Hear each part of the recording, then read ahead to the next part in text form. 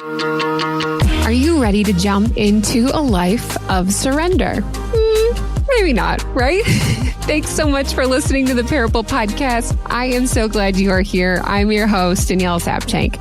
Joining me today is rest champion Jennifer Axcell. She shares about how an adventure-filled jump led her to a place of surrender. So often we live closed-fist lives in a world that wants us and encourages us to try to control and keep God in boxes of our understanding, keep our life in places that feel safe to us. And so much of surrender is about living in an open-handed way of life. Here's my conversation with Jennifer Axcell.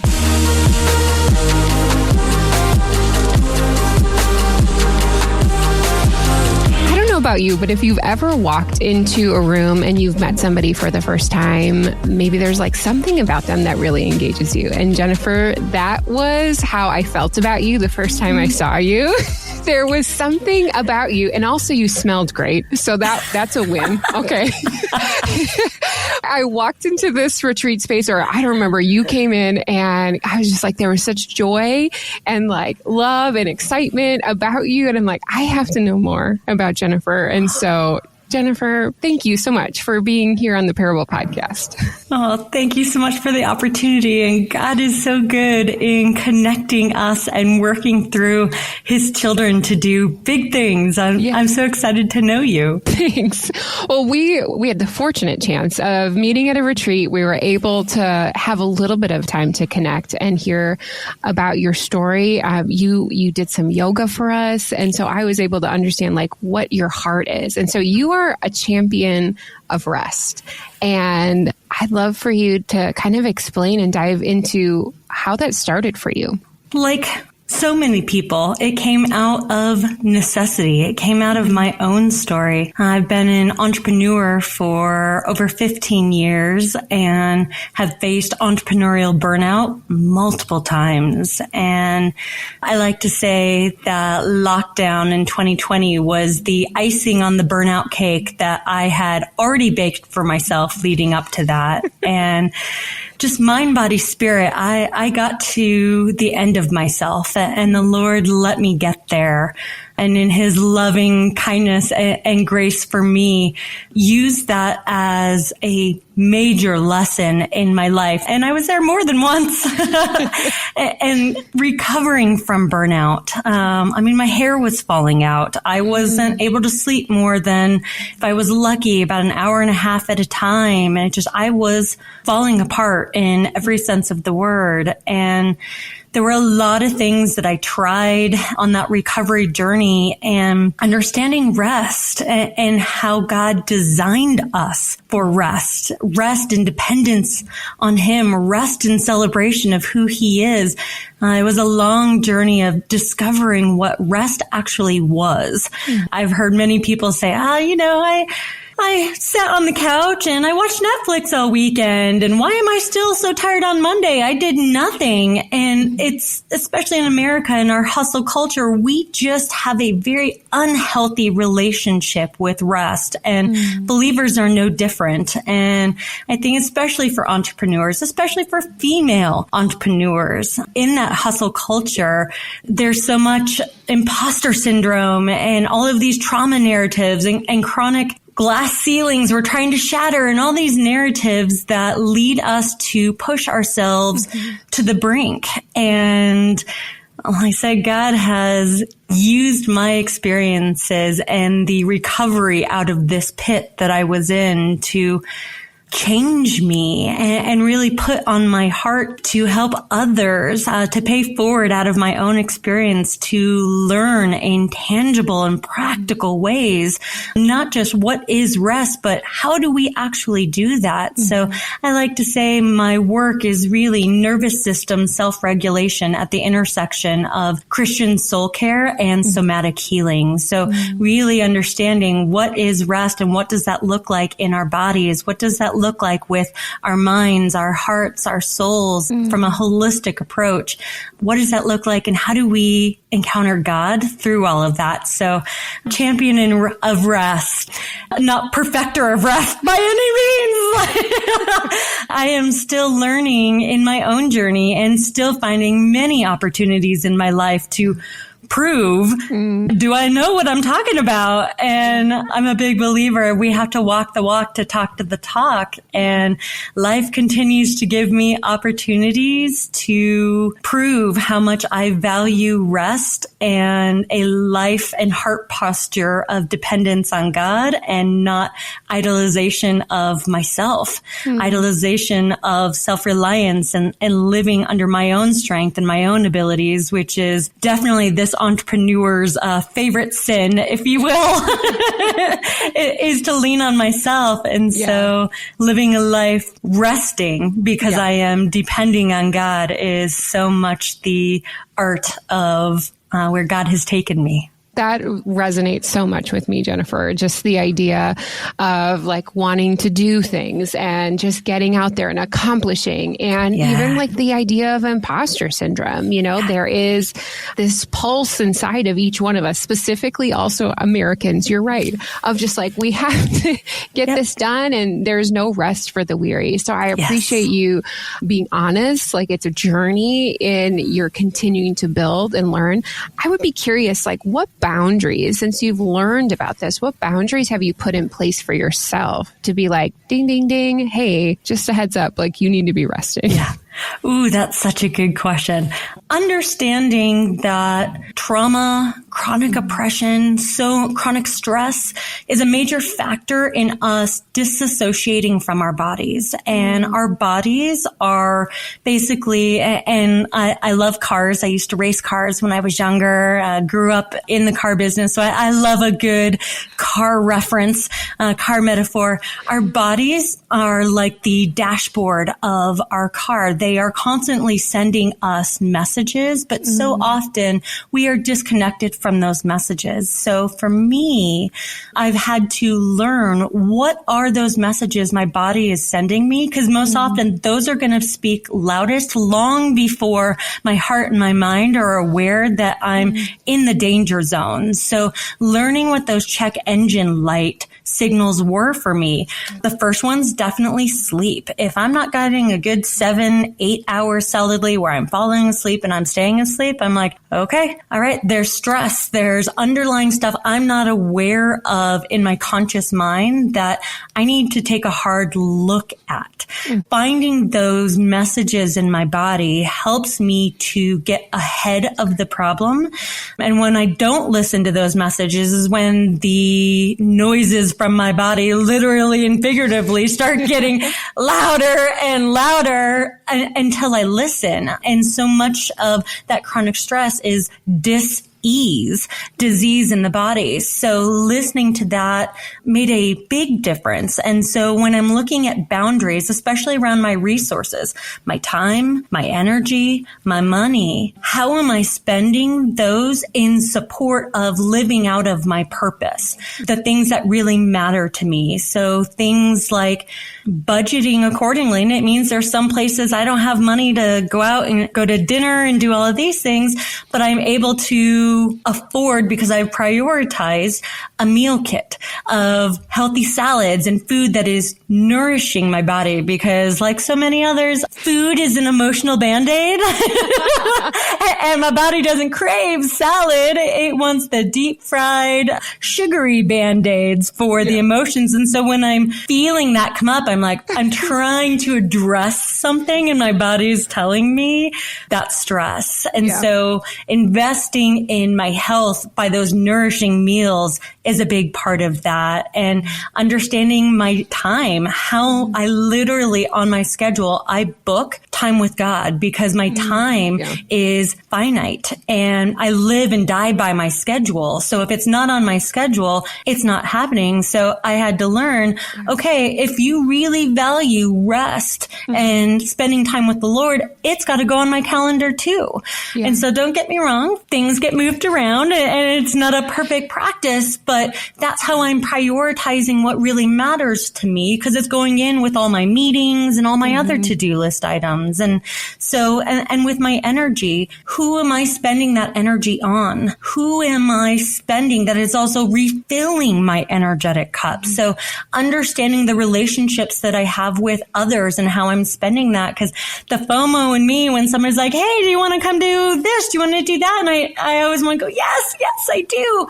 But at what cost? And if I don't learn to say no to good things, I end up becoming exhausted. So it's understanding what boundaries I need to have in place around my most precious of resources that are being spent, just like a checkbook. Am I making deposits? Am I making withdrawals? And what does balance in any way, shape, or form look like? And I prefer the term harmony because balance implies we can have equal amounts of everything. And just ask a mother of kids, is there any such thing as balance that all things are equal? No. Maybe not. So how do we in the various different seasons of our life find harmony in those resources of when we are having our cup refilled and when we are pouring out of that same cup? So lots of boundaries, lots of self-discovery. Yeah. It's a personal journey. No two people's journeys look the same, but understanding ourselves is definitely the first step to creating those boundaries around what we need. And self-discovery is not easy. That's the reason a lot of people don't want to do it. We don't want to know the answers. Yes. And that's so much a part of my journey and what's gotten me to this point and ties in even to the parable that I'm going to share today. Started with gaining a lot of self-awareness and weeding through the mud and the things that I didn't want to see about myself. Yeah. But being honest about that has changed how I navigate my life. That's so good, Jennifer, because I need to schedule because otherwise I have the intention.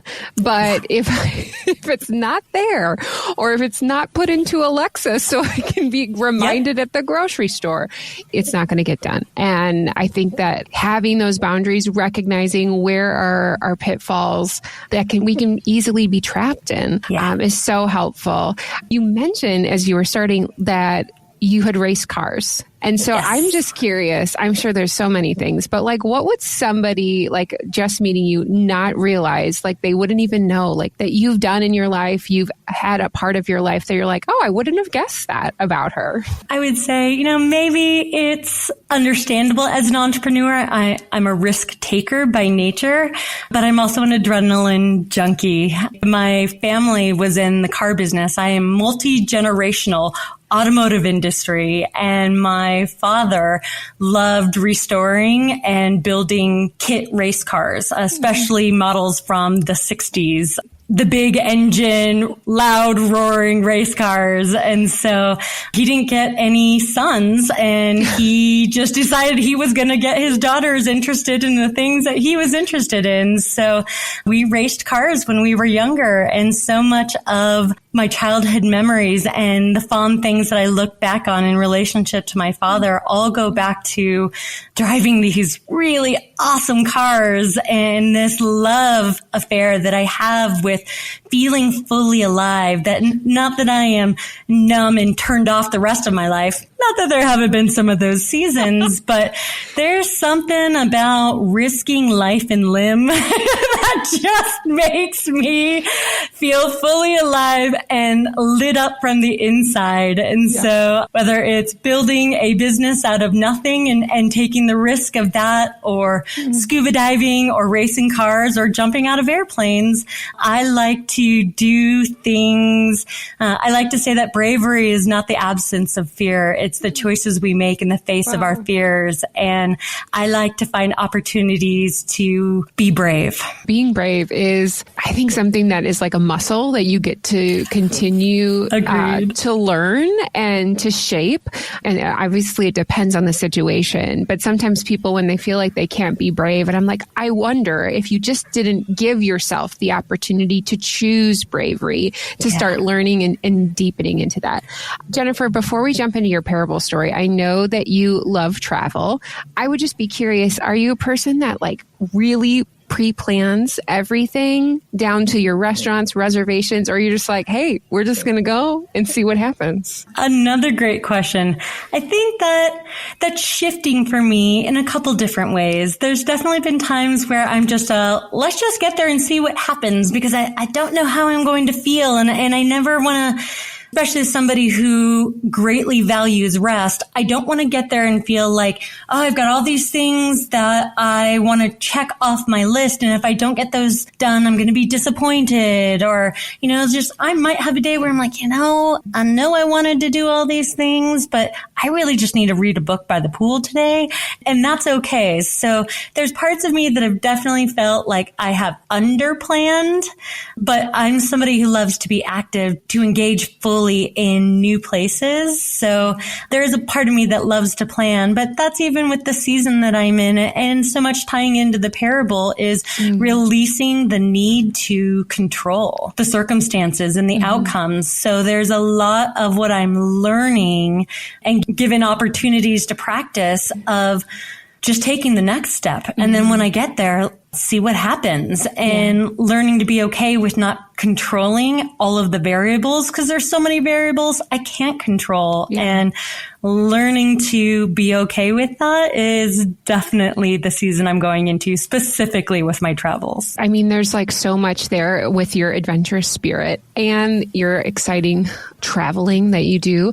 I want to see how that plays out into your parable story. And where were you when this parable started, as you kind of just jump into your journey here? Well, I would say it really started with that understanding that God wired me to be somebody with an adventurous spirit. I'm an Enneagram 8 with a very strong 7 wings. So I'd like to preface this story with, I'm not suggesting everybody jump out of a plane, but this is something God wired me to have the desire to do. So, and that goes back to, again, the adventurous spirit. And I also lived overseas growing up because of my father's work. We lived across Asia and South America and moved back to the United States so that my parents could have more kids. So travel and adventure has been a part of the narrative of my story from the very beginning. So the story really starts way back then, but jumping forward into more recent times. So in July of 2023, I'm like, what year is it now? COVID time. I'm always off by a couple years. I had a Chihuahua named Lola, and she was my heart and soul on 4 legs. She was my comforter, my security blanket. She was nearly 20 years old when she passed away in July of last year. And it was something I knew it was going to be hard. There was nothing that could prepare me for just how hard it was to lose her presence in my life. After nearly 20 years, and I'm 42, she had seen me through nearly half of my life and seen so many iterations of me, from college days to moving to San Francisco and starting a new life and starting my own business, being single.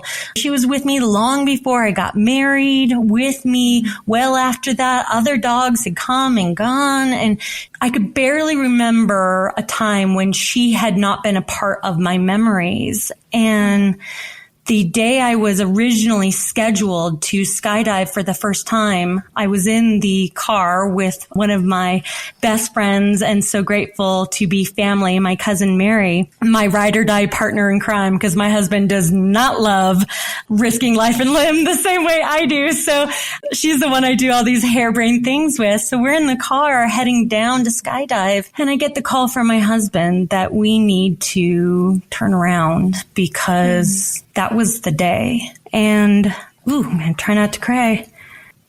it came as no surprise to me when I look back at things and say the day that I was going to do something really hard, like jumping out of a plane for the first time, was the day the Lord had me go through the hardest thing I had gone through at that point, and losing her and having to say goodbye and make that decision to humanely end that story on that day. Talk about surrender and giving back to God. That was incredibly hard. And again, was the day I was going to jump out of the plane. And there was a lot of grief.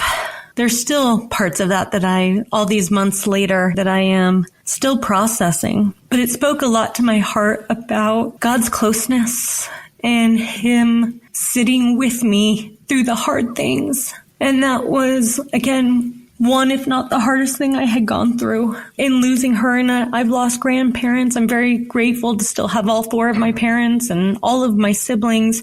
This one, being childless by choice, this was incredibly hard. And God was so close to me and so near to me in those places. So by the time the skydive got rescheduled a month later, I had already started the process of overcoming something incredibly hard. Jumping out of a plane was so easy by comparison. And I know that sounds so funny. Like I had so much peace and I had so much excitement because the thing that I had been dreading for so many years, because she had been sick for the last couple of years, and it was this long, we knew it was coming. And when it finally came, was so hard. So preparation to do something really hard by that point, I was like, oh man, I got this. And was so grateful for all of the somatic work that I've been doing, because my nervous system was so ready for this. And again, I was with my ride or die friend who encourages me all the time to be brave and to do big things. And from the time we got to the airport, getting all the harness on, meeting my guide, because your first jump, you can't do solo. You have to do it tandem. Yeah. And so I'm meeting this guy. Yeah, exactly. You know, he was a previous Army Ranger. I don't know how many thousands of jumps he had done in his life. And I'm just like, okay, this is the guy I'm entrusting to make sure I make it to the ground in one piece and not as a pancake. And I was just so ready. Again, having gone through something so incredibly hard already, this felt easy. And I'm sitting on the plane, you know, you sit on these little, because it's a skydiving plane, and you're sitting on these weird little, there's no seats because you're not going to be on there very long. And I'm watching these people who are solo divers. This garage door opens up and they're just falling out the side. 1 second they're there, or 1 second they're gone. And I'm just like, I got this. And I had so much peace inside my body. God just gave me so much peace beyond my own understanding that I knew. And when I said goodbye to my husband in the morning, I said, my story doesn't end here. God has big plans for me in my life. And one of two things is going to happen today. I'm either going to meet my maker and praise God that I'm going to see the face of Jesus, or I'm going to have one of the most incredible experiences of my life. And I get to choose how I want to react to the fear of the unknown. Do I want to let that stop me? And so we get to the edge of the plane, and I'm strapped onto this guy, and they're double checking all the things, and we've paid to have the photographer who jumps out just ahead of you so they can get all the pictures and all this. And I just remember going, okay, this is incredibly scary, and I'm going to do this, and it's going to be amazing. And I'm hanging off the side. I'm the first one, the first tandem jump that's ready to go out. And I just heard the Lord saying, like, trust and surrender. And this is so much what it was. I had to trust that this guy is who he says he is. He's done all of these jumps. He's qualified to keep me safe. And I just need to let go of the side of the plane and surrender to this experience and be along for the ride. And it was literally breathtaking. It was incredible. And I have the picture that sits here by my desk, this huge smile on my face because it was so exhilarating. The feel of the wind literally taking your breath away. And it's just this, okay, let's go. And I really wanted to Superman out the door. And there's like, no, you can't Superman this time, but your second one, head first, all you want. We can do that. And we get down to the ground and you're maybe in the air in 90 seconds if you're lucky because you just fall so quickly. And I heard the Lord say to me, Jennifer, look what you can do when you trust and surrender. Now imagine what I will do through you if you will trust and surrender to me. Mm-hmm. And he came in so clearly, so loud. And I just remember at the time going, not only is this going to be the first of many jumps, and can we go back today? Like I was so ready to go again, but God, I hear you. Mm-hmm. I hear you. And it's been an interesting journey of learning not only how the Lord, the path he has me on to what that's looking like moving forward into this new season, but truly, what does it mean as a posture of my life? Again, about, rest and all of this. I had understood that from the safety of the ground, resting in him and surrendering to him and what he's doing. But this was an opportunity to face that from 30,000 feet in the air. Yeah. What does that look like? Mm-hmm. And it's incredible how that continues to show up. And that brings me back into the travels. So 2020, again, during lockdown, when the world all of a sudden got closed off to me, this desire and this passion inside me that I knew was always there. But boy, did that light a fire under me to just go, I want to experience the world. I want to experience God's creation. There's so much like the coral with all of the rising temperatures in the ocean and the bleaching that's happening. There are God's creative wonders that are going to disappear in my lifetime. And I don't want to, while I'm excited to meet Jesus when he is ready for me, there's a lot of his world that I want to experience firsthand. And I can't just let this fire in me. And so for the last 3.5 years, my husband and I have been making the strategic career moves and really just moving in the slow and steady pace of change. And so the next figurative jump that I am making, we are putting everything into storage. We are becoming digital nomads and we are going to travel the world for the next 2 to 3 years.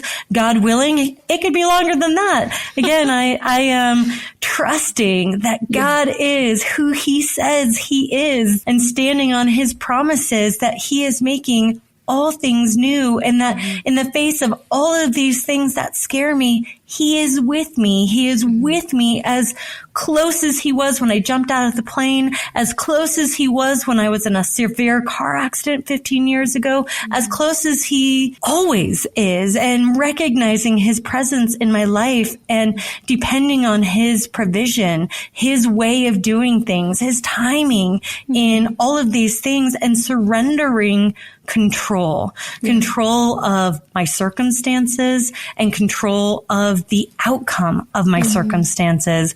I am learning so much about myself that in the face of making this big leap, I tell you what, jumping out of a plane was easier than leaving the comfort of the familiar, the life that my husband and I have built for ourselves, our church family that we are so involved with, and my literal family who are all here in Colorado with me, leaving all of that behind to experience God in new ways, in other cultures and other places that will stretch my faith, will stretch me outside of these boxes of my understanding, especially culturally, and trusting and surrendering the outcome of all of this to God. And not losing sleep literally over all the variables, because there are so many variables to be able to live this nomadic lifestyle and be able to work, and other countries, taxation, and just making sure you've got enough Wi-Fi to do all the things and all the stuff you don't think of until you're forced to assess every aspect of how you live and condensing that into 2 suitcases. Yeah. Jennifer, the thing that I love about your story and why I love stories in general is that while our stories are different, there's pieces that connect in a way that help me yeah, I understand that. So when you talked about the loss of Lola, everyone has something in their life where it is their comfort, it is their constant, it is the thing that is just there. And we don't even think too much about it because it's a part of our life. And so when that is stripped away from us, when we have to surrender some of those things over because this is the world that we live in, that is a challenge. It's really hard for us to question, what's next? I'd love for you to speak into, there's the fear of the unknown and just what you were wrestling with. Were you wrestling with God? Were you just I want to accept this? How were you feeling at that point when the loss happened and then choosing to move on? First thing I'll say is I'm glad I was actually able to feel. So much of my post-car accident, trauma-filled life had me numb to my feelings. And so a big part of what God's been working in and through me in my healing process is allowing myself to feel, because I'm just such a big believer is we fight not wanting to feel the really tough feelings, but those emotions, it comes from the same place. So when we're fighting and numbing, and because we don't want to feel the hard things, we're also numbing our ability to feel the exhilaration of the really great things. Mm-hmm. And so feeling, period, it has been a big part of my journey. So sitting with the hard emotions, sitting with the fear and recognizing what that looks like in my body, again, because I am healing the disassociation of my mind, body, spirit. So much like Western American medicine, we compartmentalize the different parts of ourselves.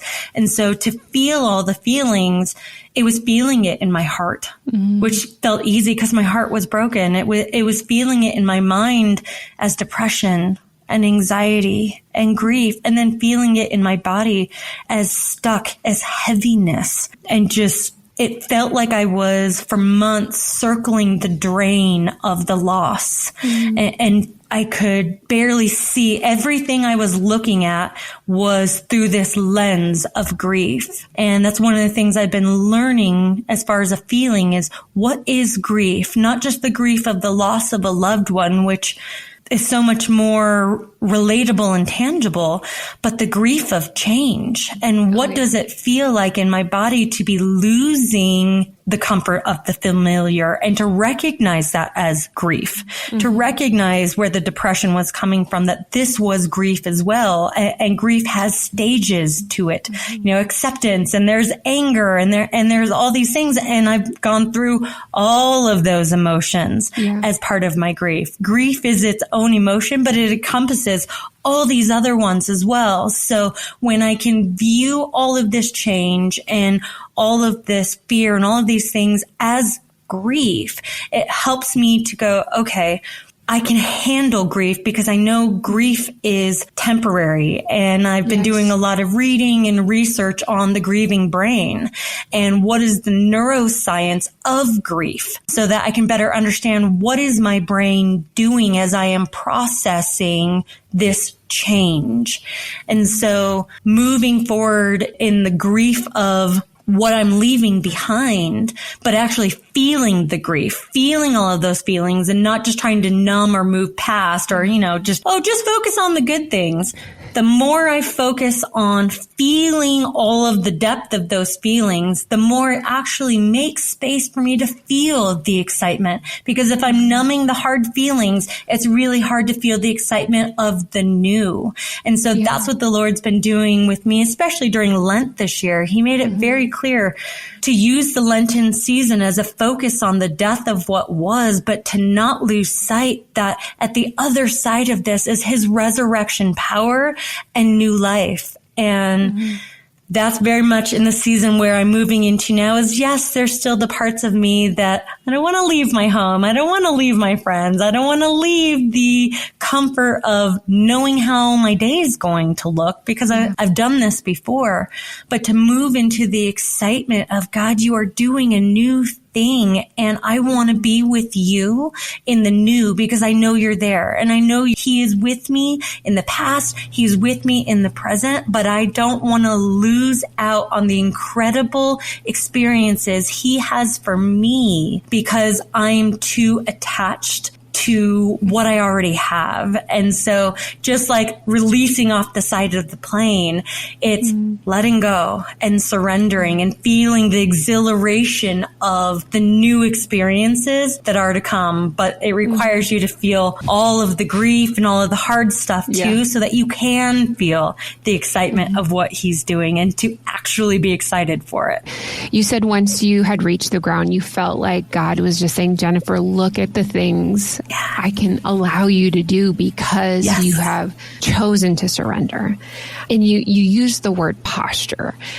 How do we tap in to that posture of surrender? If you are just a human in general, you just want to have control. You have that sense of entrepreneurial spirit where you're like, well, I'll just get this stuff done. How do we sit and relax into and learn how to have that surrendered posture? I think it's a process for each of us. And this is one of the places I know you and I met through Boundless, and the initiative that I'm a part of Boundless is infinitum, and there are literal postures of surrender, generosity, and mission that we practice regularly, both as the tangible physical postures as well as a way of life. And so I really like the surrender one, and understanding that so often we live closed fist lives in a world that wants us and encourages us to try to control and keep God in boxes of our understanding, keep our life in places that feel safe to us. And so much of surrender is about living in an open-handed way of life. And so for me, I daily practicing with my hands in a fist and then opening them up.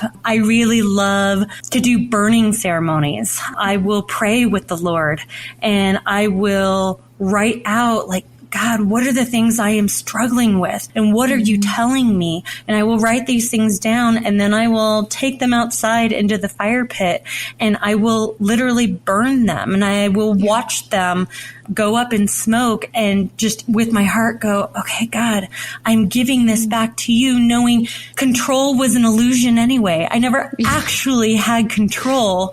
So it's not, God, I'm giving this back to you. It's, God, I'm acknowledging it was never mine in the first place. And this is something you don't do once. This is something I do time and time again over the same things, and just give it back, give it back, give it back, and recognizing who really is in control. And then my heart posture is in response to that truth, because it can still be really easy to just look at ourselves and go, okay, I'm giving this away. I'm giving this away. God, I'm giving this to you. And it's me, me, me.